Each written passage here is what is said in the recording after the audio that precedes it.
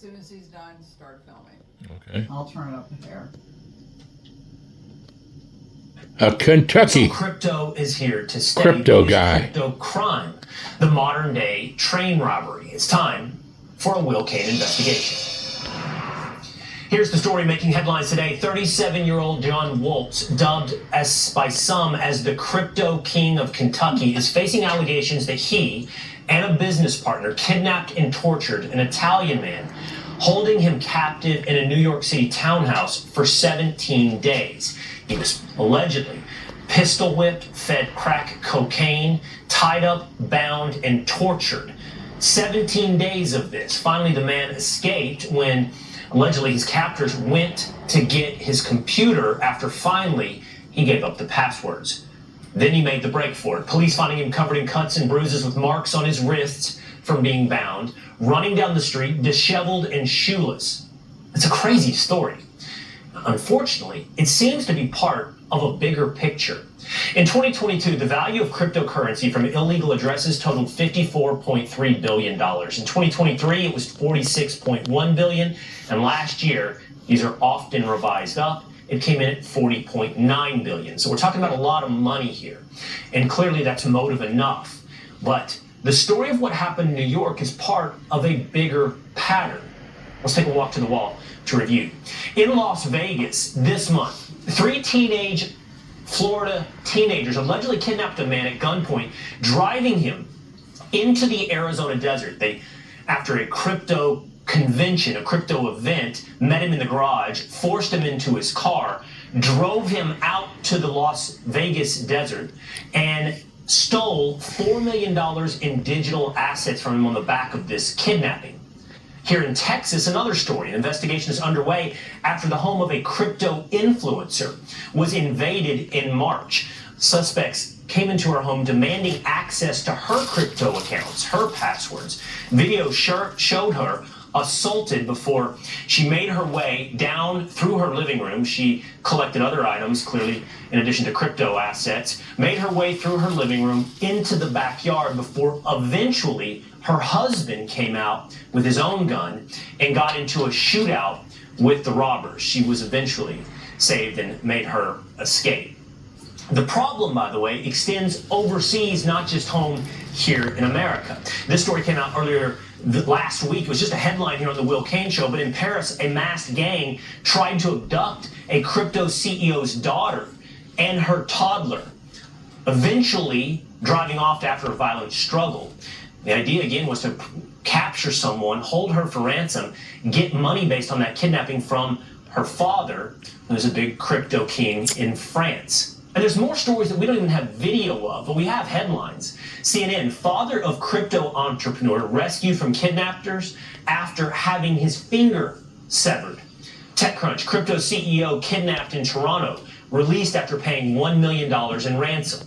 And the Australian crypto billionaire attacked in alleged kidnapping attempts. So some wild stories here that make the crypto world sound a bit like the Wild West. And we see a pattern here of physical assaults and kidnapping in order to get access to crypto accounts. Let's figure out this. Let's get a read on this from an expert. We have with us today Adam Healy, who is co-founder of Station 70, which focuses on digital asset security. Adam, thanks for being with us here. All of these stories together caught my attention. One is a headline, an interesting story, but it seems to be a pattern here of physical violence, kidnapping for anyone who is seemingly big in crypto. Yeah, you're spot on, right? And first, I appreciate you guys having me on talking about this really important topic. And to your point, it is absolutely increasing, and those impacted publicly that have been reported is actually only a fraction of the total cases that the industry has seen. Many cases are actually handled privately, handled among private security organizations or companies, and not actually making the mainstream media. So this is in fact a small portion of the overall problem that the industry is facing right now. What is it about the crypto markets and cryptocurrency that seems to be, for now, lending itself to what amounts to very old school crimes, physical kidnapping, physical assault in order to get access to digital assets?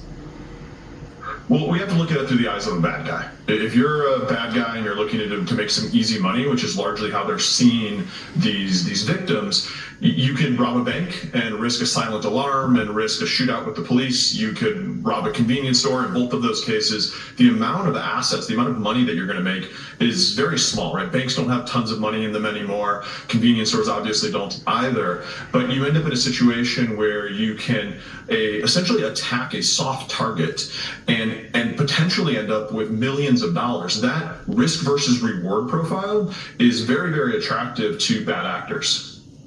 And is it one-offs, Adam, or are we looking at organized crime, sophisticated thieves who know what they're doing in many of these instances? So it's across the spectrum, and this is why it's so dangerous, and this is why those that are involved in crypto need to really increase their physical security awareness, their situational awareness, and their preparedness. We have absolutely seen, and there's cases that I've been involved in over my 8 years in crypto and 20 plus years in security, where we've had American citizens kidnapped overseas and held by seemingly unsophisticated groups. We've had certainly cases in the US and Europe and Canada. The sophistication of the bad actors ranges quite dramatically. We do see cases where there's very sophisticated organizations that are treating this like a business. And then also the opportunistic criminals that overhear you talking at a bar about, $1 million in Bitcoin that you have and are now going to see that as an opportunity to call a friend and potentially do something against you. All right, last question. I'm not big on crypto, Adam. I don't know a lot about it. I've never really bought it or invested in crypto. Is there something about it that makes it easier or harder to be the subject of theft? Meaning you're asking for passwords, you're transferring accounts. Is it as fungible and fluid as cash? Or is it not more trackable? Or is it harder or easier for the thief to get away should he get access to the accounts? Yeah, well, first of all, I'll say, big fan of the show, so we have to get you on the crypto team at some point and maybe get you a little bit more exposure to the reality, though, with your question specifically is, yes, so that key, that username and password, or that private key for those addresses, for those blockchain assets, is all you need. Those are bearer instruments. So you have to treat that username and password or that private key as a bearer instrument, just as you would a brick of gold. If that brick of gold gets stolen, you really have no recourse. These assets are unique in that regard, where if you have wire fraud done to you, you can call Bank of America or Chase or whomever and get that wire clawed back, and there's a whole process. Once those assets move on the blockchain from my address to a bad actor's address, they're gone, and they are now in the control of that bad actor, and there's no recourse, there's no central body, there's no one to go to get those clawed back. And that's what makes these if that don't scare you, nothing will scare you. From a risk versus reward perspective of the bad actors, is once that transaction's done, that's it. And makes it like a bank heist or a train robbery or stealing gold from Fort Knox. It certainly reveals the incentive for these types of crimes. Okay, Adam Healy, thanks for enlightening us today. We'll see if I can get in on crypto. Thank you. All right. Now to some of the top stories of the day that you may have missed, and Kevin Cork is back with us today with what else is happening. Okay. It can be big or it can be beautiful. But I don't know if it can be both. The head of Doge miffed that his spending cuts weren't included in President Trump's massive domestic policy package that passed in the House, saying it will only increase our deficit. Musk and Doge going through the federal government books with a fine-tooth comb, including the Small Business Administration. Doge identifying over $630 million in fraudulent loans there. So what happens now? Well, to answer that question, joining us here in Dallas is Small Business Administrator and former Georgia Senator Kelly Loeffler. Administrator, great to have you on the show. Great to be with you. Well, congrats on this incredible show. Thank you. Congratulations on your new position. Thank you. We're curious how something like that works. So Doge comes in, finds $630 million in inappropriate loans. Then what happens at the SBA?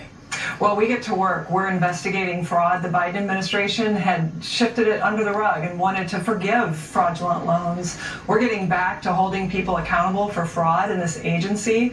And that's certainly something that's just part of what Doge is helping with. It's not just fraud, it's waste and abuse. And we found billions at this agency, which, by the way, will be made permanent. We are getting rid of $3 billion in wasteful contracts. And what I'm excited about is we can do that. We can make the Doge cuts permanent. and we can have the big beautiful bill, which is really brilliant in terms of what it does, because it cuts $1.6 trillion in wasteful spending, in mandatory spending, and then we will also have the DOGE cuts on top of it. And we know that President Trump supports both, getting rid of the mandatory spending as well as the DOGE cuts, which are so important. But it's good to hear from you in your situation, and perhaps a couple of other departments. The DOGE cuts can come in addition to the legislation. So even though they weren't codified in the big beautiful bill, that doesn't mean those cuts aren't happening at the SBA. They're happening, they're ongoing. Look, I'm a former business person. I was in the private sector for 30 years. I know how to run a business. We're going to run the SBA like a business and do what any small business person would do, which is we're going to do more with less. We owe that to the American taxpayer. We owe it to small businesses to refocus on small business. This agency had gotten away from focusing on Main Street and focusing on DEI, Green New Deal, and we're back. This agency, it's a new day, and we're focused back on small businesses. Well, and you're visiting Main Street while you're here in Texas. I know you're over in Fort Worth visiting manufacturing plants and other small businesses. Last week I had Dave Ramsey, who's very close to small businesses, on the program, and I asked him, I took that opportunity to say, many people are talking about tariffs and they're worried about the impact on small businesses. If I open up the Wall Street Journal, the New York Times, that's where they feel like tariffs will be felt first and the most. Small businesses that are having trouble importing goods they need. Are you finding that as you connect with small businesses? Well, small business finally has a champion in the White House in President Trump. He is standing up for small businesses and for the workers across America. We lost 5 million jobs, 70,000 factories over the last 3 decades. President Trump believes in Main Street. He believes in the American worker and industry, and he's bringing that back. And what I'm finding is I go across the country, small businesses, manufacturers specifically, they want those tax cuts made permanent. They want a skilled workforce. They want deregulation. They want the entire Trump agenda of pro-growth initiatives that are going to turn this country around like we've never seen in modern history. And so small businesses are grateful. They feel the wind in their sails from President Trump, and we're going to continue to push that at this SBA, that we can make things in America again, despite the liberal media narrative. I hope that's true, because we both know that small businesses are the backbone of this American economy. I'm glad to have you on. We are about to, right after you leave, do a segment on what's been going on in the WNBA. It's a fascinating story. It involves race. It involves their biggest stars when it comes to Caitlin Clark and Angel Reese. And the WNBA just came back with an investigation into allegations of their fans chanting racist things at various players. The investigation revealed no evidence that that ever took place. But you have a deep connection to the WNBA. You've been a part of some controversies when it comes to the WNBA. I'm just curious about your thoughts. Well, Will, I was a team owner for a decade, and the WNBA continues to step on a rake when it comes to Caitlin Clark, who is their billion-dollar player. I mean, she's increased ratings beyond all expectations. It's incredible to see what she's done. But now to the point of they're not only going after Caitlin Clark, they're going after the fans of the team that she plays for in that investigation. And look, fans want sports to be about sports. They want sportsmanship. They want to see the thrill of victory, the agony of defeat. And this league continues to kneecap itself when it comes to really promoting what could be a great sport and reverting back to social justice issues that were proven to be an abject failure for the league in 2020 and continue to be. All right. Administrator Loeffler, it's great to see you here in Texas, and wish you the best of luck at the SBA. Thank you so much. Great to be with you. All right, as mentioned, we're going to dig deeper into this controversy around the WNBA next. Welcome back to the Will Cain Show. Let's take a look at a controversy that for a better part of a week has been swirling around the WNBA. The league said today that allegations of hateful comments directed towards Chicago Sky player Angel Reese were, quote, not substantiated. This stemming from an incident between Reese and Indiana Fever's Caitlin Clark on May 17th. The two had to be separated after a hard foul by Clark against Reese. There were allegations in the wake of that of racist behavior from the fans in Indianapolis. The WNBA then launches its investigation and finds nothing to the allegations. At the start of the season, the WNBA launched a No Space for Hate campaign, but a lot of Americans seem to be a little tired when it comes to talking about race. A majority of Democrats and nearly half of Republicans report feeling exhausted when thinking about race. But get this, Democrats say their feeling is largely of anger, where Republicans' feelings are largely done with the subject. Let's bring in Bobby Burek from Outkick to discuss. Now, Bobby has been covering this story from the WNBA for quite some time out front. Bobby, when you look at this story and what went down, what does it tell you about the media, the WNBA, and society? Yeah, I think it's that the demand for racism continues to vastly outstrip the supply. When this allegation first came out, which, by the way, stemmed from an anonymous social media users, commentators all over ESPN and journalists for the USA Today demanded change. They demanded accountability. But what none of them ever did was stop to see, hey, is the allegation even right? Is the story true? And Will, there's a long list of these race hoax in sports, and it just continues to add up.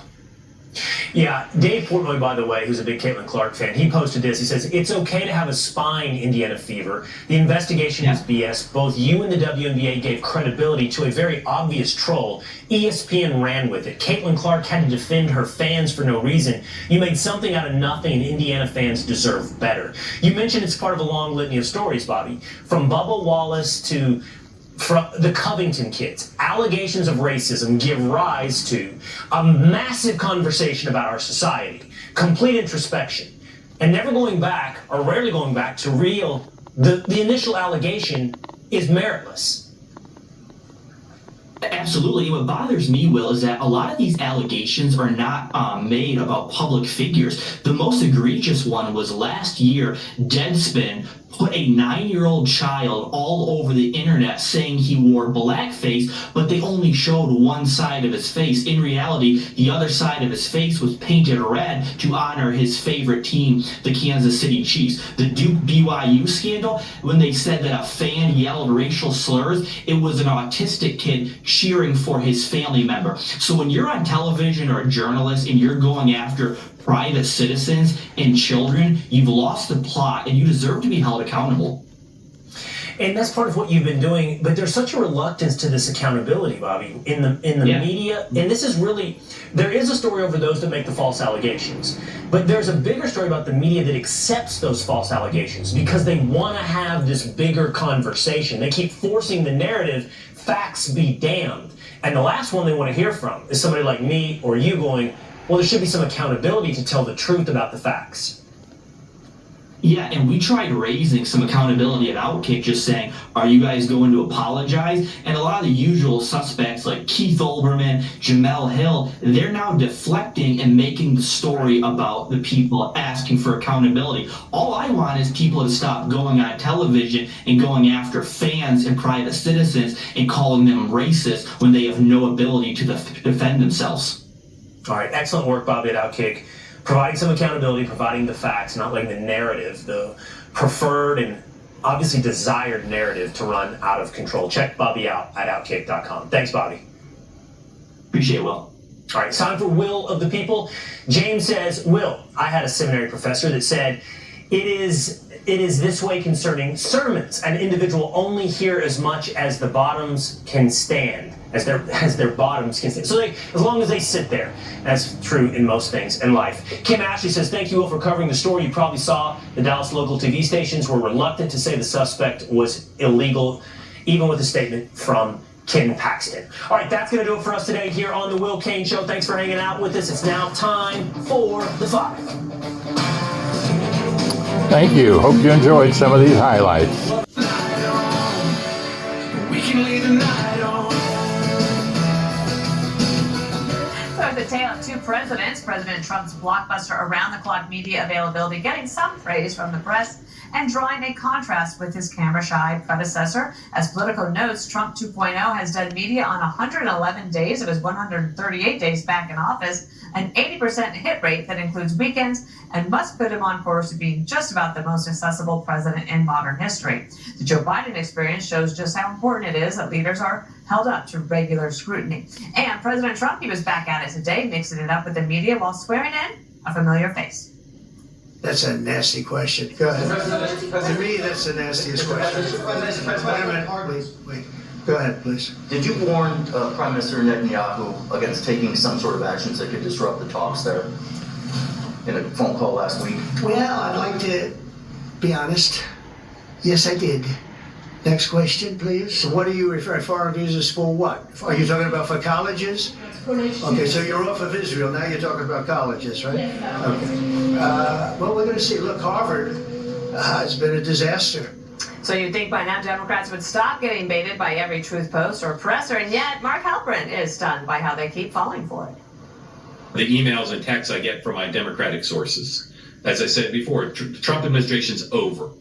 It's just a bankrupt, corrupt mess, and he's already a failed president, and he's not getting anything done. They're back to a Schiffian, Adam Schiffian. What a nut. This guy's berserk. Cox Richardson point of view, which is everything Trump does is an epic disaster, and that the American people will turn on him and Republicans in the midterms because he's impolite.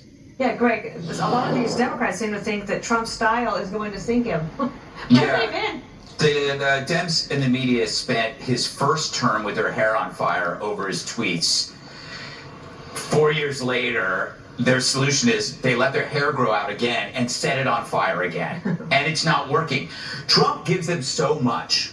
And all they do is cry. No, no, no, make it stop. Make the mean man stop. Look, you had 4 years of hibernation. You didn't have to do squat. You get nothing from us. It's funny now you have to do your job and nobody cares. It's like there's nothing the media can do. Nobody trusts you. You're like the sound of an air conditioner in a room. We just got used to the hum. We don't even know you're there. You know the funny thing is the Dems don't understand Trumpers. That Trumpers understand that Trump is a package deal. We know what we're getting with Trump, and it's an all-inclusive package. And maybe there's some things you could do without it, but you can't do Trump a la carte. There's just no way to do it. I used to think that he won in spite of Trump's tweets. I think now he won because of it, because the outbursts and his kind of tone and attitude tells you everything's in working order. It's like, when you have a Shelby Mustang in the driveway, you hear the engine, it's loud, it's scary, but it's working. Meanwhile, the Democrats' car's in the garage, it's up on blocks, and it's sputtering every time you turn the key. Well, after Biden, I like it. Radical transparency, Jesse, might be exactly what the doctor ordered for the country. And maybe for the Democrats. Well, first of all, Greg just called Jessica an air conditioner. And it was probably the nicest thing he ever said about her. A white noise machine. Hey, if you don't have air conditioning, though, you would be upset. Yeah, but you don't want to ban it, Democrats. That's not true. And Have your dishwasher, have your air grills, conditioner. Jessica. And that's why my hair looks flat today, because it's a slow flow shower. Not anymore.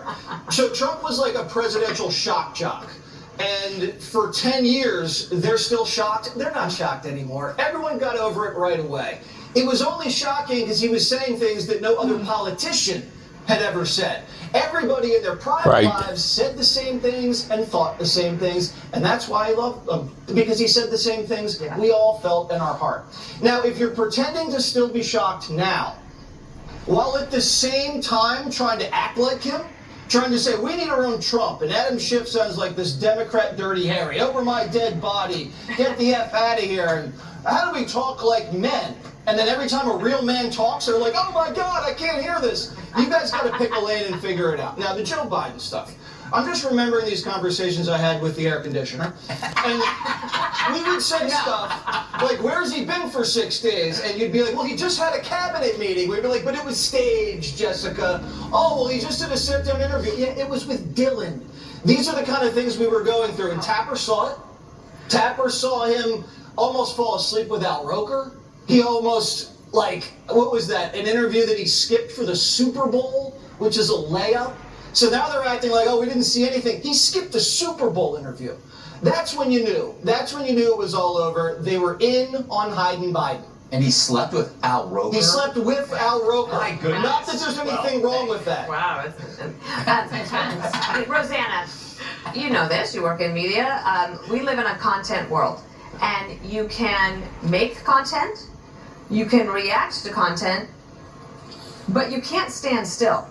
But the Democrats have been standing still and just hoping that Trump falls. They hoped that he was going to go to jail. They hoped that he was going to lose the election. They just hope that he will go away. And that now they're hoping that people will just get tired of him because of his style. And meanwhile, the Democrats' popularity continues to go down while Trump's is, it's down relative to where it was, Jessica, I agree, but it's still better than where they are. Well, the Democrats used to have their finger on the pulse, but let's face it, 6 months later after the election, and they're still trying to figure out what went wrong. So they go to this highfalutin hotel, and they sit down and they try to figure out what they did wrong, what their new message is, and then everybody finds out they went to, a very expensive hotel, and are they tone deaf?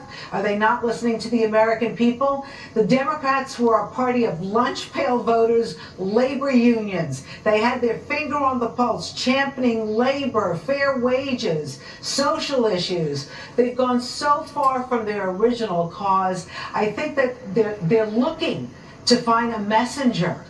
Right now, I don't think they have one in mind. It seems every few weeks let me just open it they have somebody new. Let me open it up to Jessica then. Like, do you think they have a messenger now that is effective? Yeah, The I do. Democrats? I think Bernie Sanders and AOC are very effective messengers. Yeah, so do we. But they're But that's not about who's going to lead the contrast ticket. with what like a Rahm Emanuel is saying that Totally, the and party needs. I enjoy listening to Rahm Emanuel and hearing from him, and I'm glad that he's all over the media circuit as well. But there is something compelling in the energy that AOC and Bernie are bringing, and you see that in the reaction of people going to these rallies who say this isn't even my politics. You think that Iowa is full of Idaho So is they full of like the people? energy, but the policies are terrible? It's not about policy right now. The election is 18 months away for the midterms even, not even the presidency. People are desperate to see the Democrats have a pulse. They like Chris Murphy right now, who has a completely moderate set of policies. If you watch him, he's creating content constantly. He's right now walking across the state of Connecticut, talking to voters. He has a moderate Who's Chris Murphy? Chris Murphy, the He's terrible. senator Is from that a Connecticut. joke? I mean, I know, but I The mean, one who said that seriously. he didn't have daughters, so he couldn't talk about transgender Yeah, he's a coward. sports. He grew a beard too. Yep. He's not a man. He's not a Can I man. say, He's not a man. I think that's biologically incorrect. No. I think okay. he's trans. Stop it. I don't know, trans men are men, or trans men We're women. Not sure. Well, we'll figure it out in the C block, which is about trans women. What does C stand for? What? It's There is- up next. No. There is an important distinction to be drawn between being accessible and being good, or delivering truth, or actually saying what's going on in the world. And now I'm all fuddled up in my head. But He told Bibi Netanyahu to Bibi, cut it we don't out. call him Bibi. I always get that name wrong. Well, don't. It's important. Donald Trump does this thing. Not only, like today, he says, we got 5.1 trillion in the Middle East. It was 1.5 trillion like a week ago. But most importantly, he sits down for these interviews, and I think Biden should have been more accessible. Maybe we would have had a competitive primary if he had been more accessible. But he does these interviews, and then he says, I don't know, or I'm not sure. Like, Kristen Welker asked him, do you need to uphold the Constitution? I don't know. Ask a lawyer.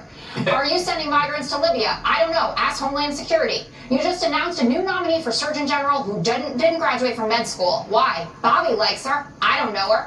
You have the power to bring back Abreu Garcia. I don't make that decision. Lawyers do. You are arguing on behalf of him right now. No, I'm not. I'm saying that is what the criticism is of him. He may be in front of you, but that doesn't mean that he's not spewing utter BS. But you know what? I gotta say. What do you have to say? I have to say that the hardest thing that you're dealing with, and I think, is that nobody respects the media enough to give them an answer after what they did to the American people for 4+ years. They covered up. So it's like. Then let's stop talking about Jake Tapper. No, I've never stopped talking. How dare you? Give me a break. All right, up next, President Trump's twists Gavin Newsom's arm on trans sports and gets results. The fastest up next. Just what we need to listen to this guy's advice. John and June, Guyman Stephenson. Listen to what he has to say. I got something in my life that really just makes everything work. It's what keeps me going as a dad, as a husband, as an actor. It's my faith. It's reading the Bible every day. It's praying every day. I want you to try it out. I promise you that it will change your life. Join me and some of my favorite guys like Father Mike Schmitz on the Hallow app. It's the #1 prayer app in the world. It has been such an incredible tool in my own life. Download Hallow, try it for free. We get it. You're tackling a project, running errands, and just getting through your routine. No matter what life throws your way, let Balance of Nature fruits and veggies supplements. Don't know if this would help you or not, but it probably wouldn't hurt you. Our Amen. whole fruit and vegetable ingredients Thanks are to farmers. encapsulated for your convenience.